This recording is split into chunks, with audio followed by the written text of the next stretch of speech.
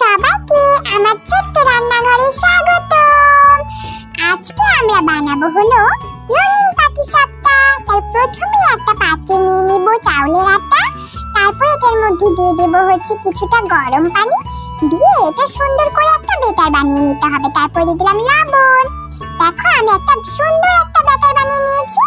এবার আমি চুলায় দিয়ে দিব একটা কড়াই, কড়াইয়ের মধ্যে দিয়ে দিব আমি দুধ দিয়ে কিছুক্ষণ এটা আমি জাল করে নিব। দেখো আমি নেড়ে নিচ্ছি, এটা কিছুক্ষণ জাল হতে থাক।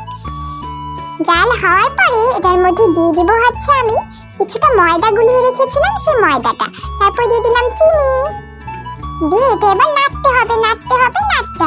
নাড়ার পর দিয়ে দিলাম এলাচ দিয়ে এটা আবারও নাড়তে হবে। নাড়তে তারপরে এরকম ঘন হয়ে আসলে দিয়ে দিব হচ্ছে নারকেল, দিয়ে এটা আবারও নেড়ে নিব। দেখো কত সুন্দর হয়েছে, তৈরি হয়ে গেল আমাদের খিসা। এবার এটা নামিয়ে নিলাম। দেখো এটা আমি পাটিসাপটার ভেতরে দিব। এবার এই একটা আটার মধ্যে আমি কিছুটা ফুড কালার মিশিয়ে আলাদা করে রেখে দিব। এটার মধ্যে নিয়েছি আমি কমলা কালার ফুড কালার, দিয়ে সুন্দর করে নিয়ে নিলাম। এবার একটা তাওয়া বসিয়ে দিলাম চুলায়। দেখো তারপরে এটা ঘুরিয়ে এরকম করে রঙিনটা দিয়ে রঙিন যে আটাটা করে রেখেছিলাম সেটা আমি এভাবে দিয়ে দিলাম।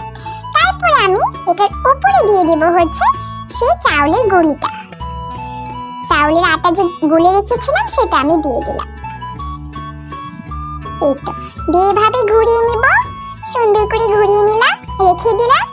এবার কিছুক্ষণ হওয়ার পরে এটা আমি ঢেকে দিব।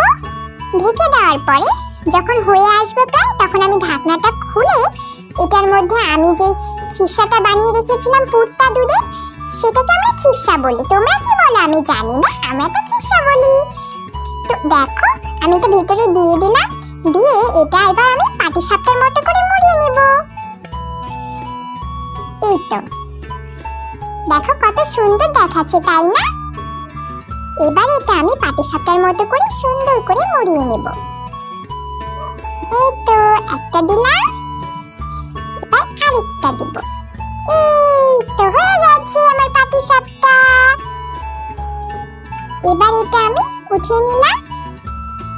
দেখো এভাবে সবগুলো বানিয়ে নিব। দেখো আরেকটা বানাচ্ছি, কত সুন্দর হয়েছে, তাই না? এভাবে সব পাটিসাপটাগুলো বানিয়ে নেব। এটা হয়ে গেল, অনেকগুলো বানিয়ে ফেলেছি। দেখো রেডি আমার পাটিসাপটা, রঙিন পাটিসাপটা। তোমরাও বাসায় বানিয়ে খাবে কিন্তু, ঠিক আছে?